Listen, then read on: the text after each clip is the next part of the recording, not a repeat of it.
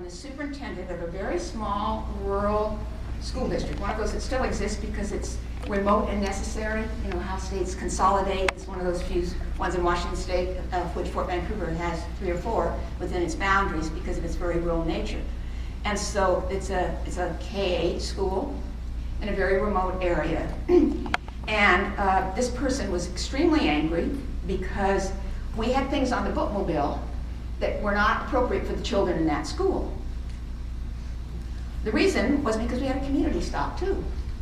And it's quite a long ways up there to Green Mountain. And so to have back and forth to change the content of the bookmobile, and you all know, and you've got a lot of hands for bookmobiles, you know how limited they are in capacity. And at Fort Vancouver Regional Library, because of the grade we have to go in the narrow, winding roads, I bet most of you in the Midwest have twice as large bookmobiles than we could ever have.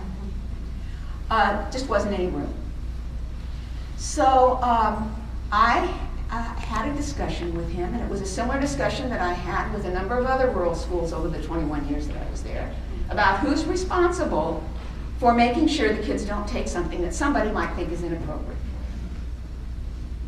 And I had several of them hang up on me at times when I pointed out that our bookmobile drivers were very, very knowledgeable, did probably know a lot about the kids just from seeing them constantly, but had no knowledge of what family values were and no authority to stand between parent and child. That would really get them mad. I suggested a number of things over the years, some of which worked, is you have the authority, perhaps, if you believe you have an authority as school and teachers to exercise that authority. I always said if you believe, because particularly if it's a school library has a different status than the curriculum, for example, in relationship, then you can provide somebody to do that.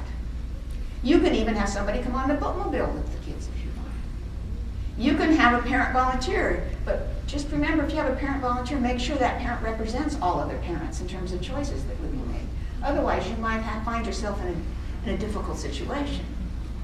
I don't think I ever convinced anybody that this was a good idea, but most of them at some time or another, when the heat ratcheted up, did something about it. In one of the schools, they couldn't afford somebody to leave the building, so every kid that came into the building had to show what they checked out.